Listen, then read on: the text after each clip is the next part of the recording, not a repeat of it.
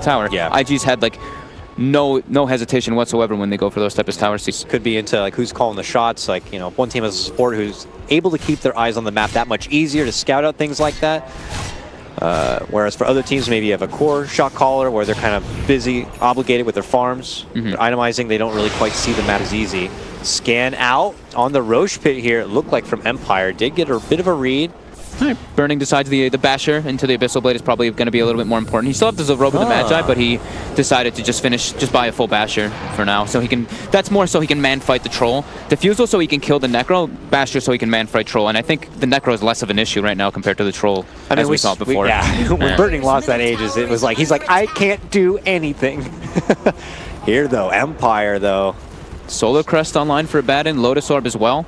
So now he's going to have tools to remove not only the Mana Leak from himself and have the shield for somebody else, or vice versa, but also to remove the Orchid that they saw picked up by the Storm, which is very important. Empire, they could consider round number 2 inside the pit. First round didn't go so well for him. It's not quite daytime just yet. Coddle does have a gem on him, but about 2 minutes until day. Scan was dished out there. In to just below half of his life. There goes Troll looking to commit the call. Are we going to see a fly-in? There goes the blast, lead and crush. OP not going to go inside the pit yet, but they are going to be able to blast them back and away. Will IG stay and fight, or will they turn and run? Lockdown on the Slardar, not quite enough to go for the finish. Burning pops out, looks to isolate the Wyvern ulti, will help get the finish. Now he goes for the next target. Unstoppable for OP as he finishes off another. Now has no more mana to work with. A chomp of the cheese. And Empire step away here. They take their Roche and they get to hold on. They don't look like they're done. Oh no! IG continue to chase. Get a wonderful crush and now look to go for Ghostic, who has to turn their attention away from the rest of Empire. Oh, he gets his Midas off before he dies. Ah, the That's what the. I was like, I thought that's the win. Maybe he's trying to go for. Oh, nope, Midas is up. Got to get that Midas up before you die. He still doesn't have dieback, or buyback rather. But here come IG now, thinking about a push into the high ground. Or hoping to force out a buyback. If the one was available here, a swap is forced out. But now Burning looking to move in. They blind land him back and they get the finish. Q gone. 2 down from Empire here. And what could be for the final hurrah of the upper bracket? They get the silence grip of the cold embrace. They keep an OP alive, man. They can't get him down. He's able to run back out and step away from trouble. Empire can't even get the one forgiving pick off. Oh man, he's so low on life. He's going to TP back home. He can even get recalled if needed. Yep. And it looks like they're looking to keep this kind of aggression going.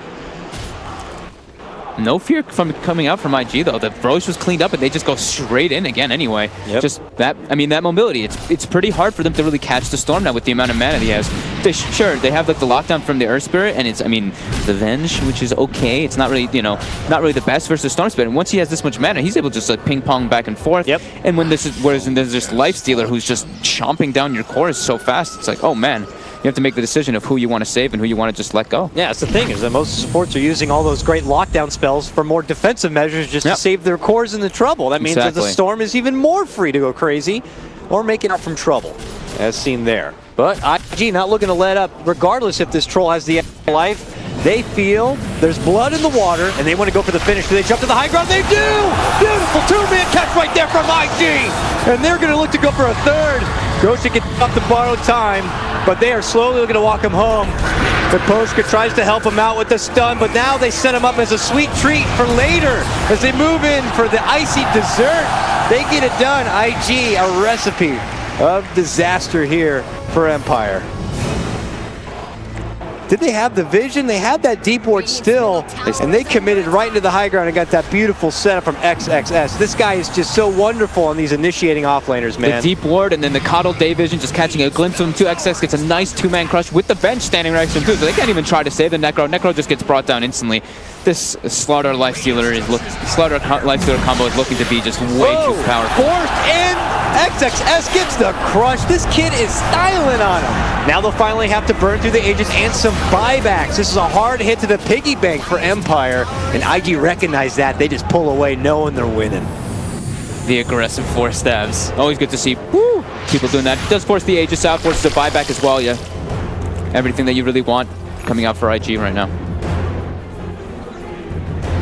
Last few items going to be being picked up soon. BKB coming out for OP in a few minutes. 26 Bloodstone charges, 0 deaths on Storm. Hell of a Storm game right now. And they like kind of, I mean, pseudo dual laned him a bit in the early game too. He just resorted to the jungle, and then since then he's had very good positioning in the team fights and recognizing when he can and cannot just overcommit.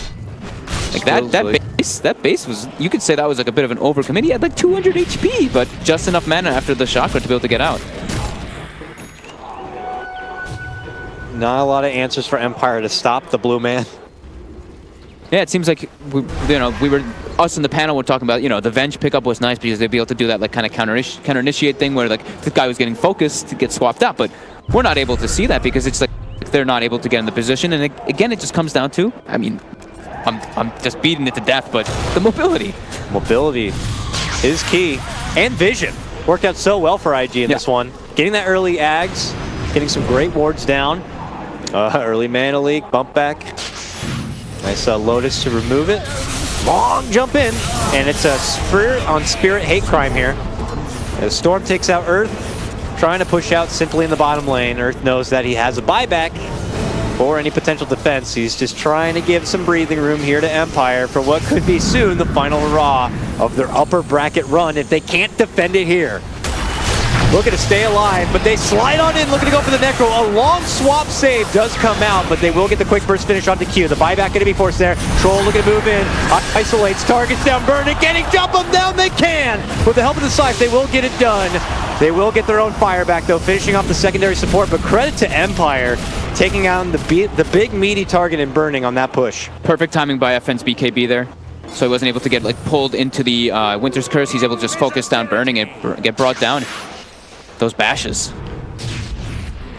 More time on the clock for Empire now. Also, it's a shame that you guys can't see Dakota right now because he was troll right now. He was literally beating the crap out of the desk. They only give us one monitor and no computer. That's all. I have to charade it or something. IG recognizing and respecting Empire on their defense. Know that they'll have to wait a little bit longer before they'll be able to close this one out. 36 minutes in, 21-8 feels like a pretty heavy-handed advantage, but look at the credit to FN. Still holds highest net worth in the game. Overall, though, as you can see, wow, it is all IG on this one. 20K XP, 15K net worth. The big pain for Empire is, I'm just like glancing at these two little supports at the bottom of the net worth. 1,700 for Arvenge and 2,700 for poor Pushka, having just much rougher game than his other Spirit performance. Yeah, that's normally me in the pub. Down there in the depths. Someone's got to do it, though. That clutch save kept Necro alive, kept Empire kicking. Yeah, that time we saw it, finally. Yeah. We're like, nice, the Venge actually gets the swap off, and we just mentioned it, it's perfect. Okay, though, it looks like IG ready to go back in. Round number 2, possibly. As the mid lane is getting forced on in. Credits. So you see the support staff of IG holding strong. Devastation of that Wyvern ult set up appropriately. Yeah, it's scary. Empire has to really watch their positioning. Empire creeping out, though. Recognizing IG have made the sweep down to the bottom half of the lane. They take this quick window of time to try to move up, ward down, do whatever they can. Warding up the high ground again, but IG's deeper ward scouts him. And look at Q, old man Q, he's like, I'll lead off the charge. Moves in, tries to go for a D-ward, but that's when Chappie jumps in. That's when OP jumps to the back lines. Moves in, gets the quick finish, taking out the Earth Spirit. Now he could be focused. He pops the BKB and steps back, but they find a swap target. Nice blinding light. For Baboka. They separate with the blinding light, and that's the initiate. Looking to go for it, and then they get it with the burning bomb. Troll goes down. Follow-up's going to be there for Chappie, and they have no Troll or Chappie buyback. This looks to be it, and it is over. Empire to the lower bracket. IG managed to get it in game number 3. 30 Bloodstone charges. OP just going him.